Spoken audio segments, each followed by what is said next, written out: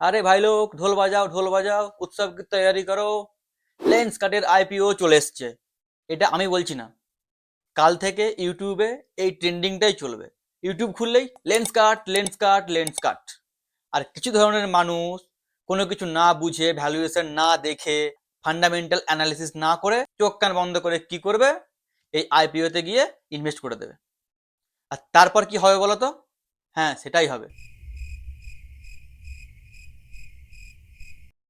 যে কোনো আইপিওতে ইনভেস্ট করার আগে আমাদের অবশ্যই জানতে হবে যে সেই কোম্পানি কেন মার্কেটে আইপিও নিয়ে আসছে বা কেমন ভ্যালুয়েশনে নিয়ে আসছে। আরও একটা জিনিস যেটা দেখতে হবে, সেটা হলো সেটা কি অফার ফর সেল নাকি ফ্রেশ ইস্যু। এই জিনিসগুলো দেখার পর তারপরেই কিন্তু যে কোনো কোম্পানির আইপিওতে ইনভেস্ট করবে কি করবে না সেটা সিদ্ধান্ত নেওয়া উচিত। তো দেখো, সাধারণভাবে যে কোনো কোম্পানির মার্কেটে আইপিও নিয়ে আসার প্রধানত দুটি কারণ রয়েছে। এক, গভর্নমেন্টের রুলস কিংবা সেবির রুলস। আর দ্বিতীয় হলো সেই কোম্পানির প্রমোটার তার স্টেক বিক্রি করে বেরিয়ে যাবে, অথবা যেগুলো পুরনো ইনভেস্টর রয়েছে তারা তাদের শেয়ার বিক্রি করে দিয়ে বেরিয়ে যাবে। যখন কোনো কোম্পানি গভর্নমেন্টের রুলস বা সেবির গাইডলাইন্স মানতে গিয়ে বাধ্য হয়ে তাদের কোম্পানির আইপিও মার্কেটে নিয়ে আসবে, তখন সেই কোম্পানির আইপিওতে ইনভেস্ট করার কথা ভাবলেও ভাবা যেতে পারে। কিন্তু কিন্তু যেই কোম্পানির প্রমোটার আর যেই কোম্পানির পুরনো ইনভেস্টররা শুধুমাত্র তাদের শেয়ার বিক্রি করার জন্য, তাদের কাছে পড়ে থাকা পুরনো শেয়ার সাধারণ পাবলিককে গতিয়ে দেওয়ার জন্য যদি আইপিও নিয়ে আসে, তো সেই কোম্পানি থেকে দূরে থাকাটাই বেটার হবে। কেননা এই কয়েক বছরে আমরা এমন কিছু আইপিও দেখেছি যাদের সঙ্গে এই জিনিসটাই ঘটেছে। আর অনেক এমন রিটেল ইনভেস্টর তাদের টাকা ওই সমস্ত আইপিওতে লাগিয়ে দিয়ে এখনো পর্যন্ত কিন্তু ফেঁসে বসে আছে। মনে আছে তো পেটিএম এর কথা? মনে আছে তো এসবিআই কার্ডের কথা? তো আসো এবার দেখি মিস্টার পীয়ূষ বনশল বাবু কেন তার আইপিও মার্কেটে নিয়ে আসছে, অর্থাৎ লেন্স কার্টের আইপিও কেন আসছে এবং তার ভ্যালুয়েশনটাই কেমন। প্রথমেই দেখি ভ্যালুয়েশন। পিই রেশিও অর্থাৎ প্রাইস টু আর্নিং রেশিও এই কোম্পানির আসছে এখন 235। বাপ রে বাপ। প্রাইস টু সেল 10.5 অর্থাৎ 10.5। ভাবা যায়? তোমরা কখনো শার্ক ট্যাঙ্ক ইন্ডিয়া দেখেছো কি? হয়তো অনেকেই এমন আছে শার্ক ট্যাঙ্ক ইন্ডিয়া তোমরা দেখেছো। সেই প্রোগ্রামে যখন কোনো কোম্পানির মালিক স্পিচ দিতে আসতো এবং তার কোম্পানির ভ্যালুয়েশন বলতো, তখন এই পীয়ূষ বনশল বাবুই, হ্যাঁ, এই লেন্স কার্টের প্রমোটার পীয়ূষ বনশল বাবুই সবসময় বলতো 5-এর বেশি পি রেশিও দেওয়া যাবে না, 10-এর বেশি পিই রেশিও দেওয়া যাবে না, আর প্রাইস টু সেল রেশিও 2 থেকে 3-এর বেশি কাউকে তো দেয়ই নি। আর উনি এখন ওনার কোম্পানির ভ্যালুয়েশন নিয়ে আসছেন 235-এর পিইতে। বাহ, সাবাস পীয়ূষ বাবু সাবাস। আপ করে তো রাসলীলা, হাম করে তো ক্যারেক্টার ঢিলা। বাহ। আসো এবার দেখি আইপিওর ইস্যু সাইজ কি রয়েছে। 7,278 কোটি টাকার আইপিও সাইজ, যার মধ্যে 5,128 কোটি টাকা অফার ফর সেল। বাহ, মানে বুঝতে পারছো, 7,278 কোটি টাকার মধ্যে 5,128 কোটি টাকা তার প্রমোটার আর পুরনো যারা ইনভেস্টর ছিল তারা এক্সিট করে দিচ্ছে, অর্থাৎ তাদের মাল সাধারণ মানুষকে বিক্রি করে দিয়ে কোম্পানি থেকে বেরিয়ে চলে যাচ্ছে। বুঝতে পারছো দয়া? বুঝতে পারছো তো ব্যাপারটা ঠিক কি ঘটছে এখানে? জানি সমাজদারো কো ইশারাই কাফি হে, তাই বাকিটা আর বললাম না, বুঝে নাও তোমরা। অর্থাৎ নিজেরা প্রফিট কামিয়ে নিয়ে বেরিয়ে চলে যাচ্ছে, আর ভ্যালুয়েশন একটা এমন নিয়ে আসছে যেমন আমরা কোনোদিন ভ্যালুয়েশন দেখিনি। 235-এর প্রাইস টু আর্নিং রেশিওতে আইপিও আসছে। আরে এই টাকায় তো চাঁদে জমি কেনা হয়ে যাবে ইয়ার। তো কেন আমরা কোম্পানিতে ইনভেস্ট করতে যাব? ওই কোম্পানি যদি এখান থেকে পরবর্তী 5 বছরে তার রেভিনিউ 5 টাইমস করে নেয়, অর্থাৎ 5 গুণা বাড়িয়েও দেয়, তবু কিন্তু আমার হিসাব বলছে যে 5 বছর পরেও কিন্তু ওই কোম্পানির প্রাইস টু আর্নিং রেশিও 40 থেকে 45-এর বেশি হওয়া উচিত নয়। আর সেই জায়গাতে এখানে আইপিও আসছে 235-এর পিতে, অর্থাৎ 1 টাকার মাল আমাদেরকে 235 টাকায় বিক্রি করে দিয়ে চলে যাওয়া হচ্ছে। বুঝতে পারছো কেসটা ঠিক কি ঘটছে?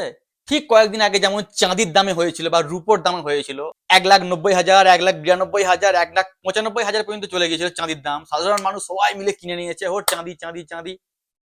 তারই 1 সপ্তাহ পরে কি হলো দেখতে পেলে তো? চাঁদির দাম কোথায় এসে ঠেকে গিয়েছে? এই সমস্ত স্টার্ট গুলো, এই সমস্ত নিউ এডটেক কোম্পানিগুলো নিজেদের ভ্যালুয়েশন এতটাই দাবি করে যেটা ভাবার বাইরে। সত্যি আমার তো মাথাতেই আসে না যারা কি করে দাবি করে এতটা করে ভ্যালুয়েশন। আসো এবার বাকি যে সমস্ত ডিটেলস গুলো আছে সেইগুলো একবার দেখে নিই। তো আইপিও খুলবে 31শে অক্টোবর থেকে 4ই নভেম্বর পর্যন্ত, এবং 7 তারিখে যারা অ্যাপ্লাই করবে হয় তারা তাদের শেয়ার পেয়ে যাবে, কিংবা রিফান্ডের যে পয়সাটা সেটা তাদের ব্যাংকের অ্যাকাউন্টে পৌঁছে যাবে। আর 10ই নভেম্বর এই লেন্সকার্টের শেয়ার লিস্ট হয়ে যাবে আমাদের স্টক মার্কেটে। 7,278 কোটি টাকার আইপিও সাইজ, যার মধ্যে 5,128 কোটি টাকা অফার ফর সেল, আর বাকিটা ফ্রেশ ইস্যু। 37টা শেয়ারের একটা লট হবে যার মূল্য 18,874 টাকা। হ্যাঁ, এটা যারা রিটেল ইনভেস্টর রয়েছে তাদের জন্য 37টা শেয়ারের এক লট, কারণ এক লটের জন্য তো অ্যাপ্লাই করতেই হবে, যার জন্য তোমাকে পে করতে হবে 18,874 টাকা। আর সব থেকে শকিং যেই ব্যাপারটা লাগলো আমাকে এই আইপিওতে, সেটা কি জানো? আইপিওর আগে প্রোমোটারের হোল্ডিং ছিল 19.85%, আর আইপিওর পরে সেটা গিয়ে হয়ে দাঁড়াবে 17.52%, অর্থাৎ প্রায় 1.5 থেকে 2% স্টেক প্রোমোটারই কেটে দিয়ে বেরিয়ে যাচ্ছে এই ভ্যালুয়েশনে। আর যেটা না বললেই নয়, তোমরা অনেকেই জানো লেন্সকার্ট কি করে, তাও একবার বলে দিই। লেন্সকার্ট চশমা বানায়, চশমার ফ্রেম বানায় এবং মার্কেটে বিক্রি করে। আমাদের কলকাতা শহরে, মুম্বাই, দিল্লি সমস্ত জায়গায় এদের আউটলেট খোলা রয়েছে। সেখান থেকে ওরা চশমা বানিয়ে ডেলিভারি দেয় এবং অনলাইনের মাধ্যমেও চশমা বানিয়ে বাড়ি বাড়ি পৌঁছে দেয়। এই হলো লেন্সকার্টের বিজনেস মডেল। আর সেই কোম্পানির এত ভ্যালুয়েশন চশমার দোকানের, আমি তো ভাবতেই পারছি না ইয়ার, আমি তো ভাবতেই পারছি না জাস্ট। তো দেখো, যদি অনেস্টলি বলি তো আমি এই আইপিওতে কোনোভাবেই ইনভেস্টমেন্ট করব না। আর এটা কোনো ধরনের রেকমেন্ডেশন নয়, তোমাদের যেটা ইচ্ছা তোমরা করতেই পারো, এটা আমার পার্সোনাল ব্যাপার যে আমি এখানে কোনোভাবেই ইনভেস্টমেন্ট করব না। কেননা 1 টাকার মাল 235 টাকায় কেনার মতো বাবু আমার ক্ষমতা নেই। আর তোমাদের উদ্দেশ্যে, হ্যাঁ তোমাদের উদ্দেশ্যে কয়েকটা কথা বলি। যারা চোখ কান বন্ধ করে কোনো কিছু না ভেবেই যেই আইপিও আসবে সেই আইপিওতে যারা ইনভেস্ট করে দেয়, তাদের উদ্দেশ্যে বলছি এইগুলোর কোনো মানেই হয় না। যদি তোমাদেরকে কেউ 1 টাকার চকলেট 200 টাকায় বিক্রি করে, তোমরা কি কিনবে? কিংবা 5 টাকায় যে চপটা বিক্রি হয় তোমাদের ওখানে, সেটা যদি তোমাদেরকে 50 টাকায় বিক্রি করে, সেটা কি তোমরা কিনবে? কিনবে না তো। কিন্তু স্টক মার্কেটের ক্ষেত্রে তোমরা কেন এই ভুলটা করো আমি জানি না। আর এই কারণে তো তোমাদের লস হয় না। 5 টাকার জিনিস তুমি যদি 50 টাকায় কিনে নাও, তুমি তো এমনি 10 গুণা দিয়ে দিচ্ছ পয়সা। তো আর কোত্থেকে তোমার কাছে রিটার্ন আসবে? তোমার কাছে ওই শেয়ার 5 বছর, 10 বছর, 20 বছর পড়ে থাকলেও রিটার্ন কিন্তু সেই জিরোই আসবে। না পারবে গিলতে, আর না পারবে বার করতে, অর্থাৎ সেলও করতে পারবে না আর নতুন করে কিনতেও পারবে না। তো যদি ইনভেস্টিং করতেই হয়, আমি বলবো এই সমস্ত নতুন এডটেক কোম্পানি যেগুলো মার্কেটে এই লিস্ট হচ্ছে, সেইগুলোর পিছনে না দৌড়ে, মার্কেটে এখনো 6,000 কোম্পানি পড়ে আছে, আর এর থেকে অনেক কোয়ালিটি ভালো সেই কোম্পানিগুলোর, যাদের ফান্ডামেন্টাল খুব ভালো, যাদের প্রোমোটার খুব ভালো, বিজনেস মডেল খুব ভালো। তো সেই সমস্ত কোম্পানিগুলোকে তোমরা ফলো করতে পারো, নিজেদের ওয়াচ লিস্টে রাখতে পারো, এবং সেখান থেকে যেই কোম্পানিগুলোকে বেটার ভ্যালুয়েশন মনে হবে সেই কোম্পানিগুলোতে তোমরা ইনভেস্টমেন্ট করতে পারো। ইনভেস্টমেন্টের সব থেকে যেটা বেস্ট রুল সেটা কি জানো তো? যে কোনো কোম্পানিকে একটা ফেয়ার ভ্যালুয়েশনে কেনা। হ্যাঁ, 10 টাকার মাল তুমি যদি 2 টাকায় কিনতে পারো, তবেই তোমার সেখান থেকে প্রফিট হবে। 10 টাকার মাল তুমি যদি 100 টাকায় কিনে বসে থাকো, তোমার প্রফিটটা কোত্থেকে আসবে? তো এই জিনিসগুলো ধ্যানে রাখো, তারপরেই কিন্তু কোনো আইপিও এর পেছনে দৌড়াও। আমার এরকম পরিচিত অনেক ব্যক্তি রয়েছে যারা একটার পর একটা আইপিও, ব্যাক টু ব্যাক যখন আইপিও গুলো আসছিল, সবাই সেখানে ইনভেস্ট করে দিয়ে বসে আছে। আর তাদের হাল কি জানো এখন?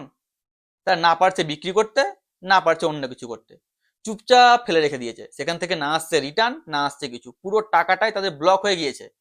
তো তোমাদের উদ্দেশ্যে এটাই বলি, এসব কোম্পানির পেছনে না দৌড়ে সঠিকভাবে ইনভেস্টিং শেখো, ইনভেস্টিং বোঝো, ফান্ডামেন্টাল অ্যানালিসিস কি সেটা বোঝো, কি করে কোনো কোম্পানির বা কোনো শেয়ারের ফেয়ার ভ্যালুয়েশন বার করতে হয় সেগুলো শেখো।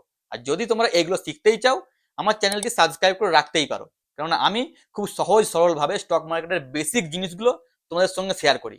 আর আজকে এই যে লেন্সকার্ট নিয়ে এতগুলো কথা বললাম, মিলিয়ে নিও কদিন ধরে ইউটিউব ধরে এটা চলে কিনা, আর কজন এমন ব্যক্তি আছে যারা আমার মতো জোর গলায় বলবে যে এই কোম্পানির ভ্যালুয়েশন বেশি বা এই কোম্পানিতে আমি ইনভেস্ট করব না। কজন বলে দেখো, তারপর নয় কমেন্ট বক্সে আমাকে কমেন্ট করে দিয়ে যেও, আমি অবশ্যই কিন্তু কমেন্টগুলো পড়বো। আজকের জন্য বাই বাই, হ্যাপি ইনভেস্টিং।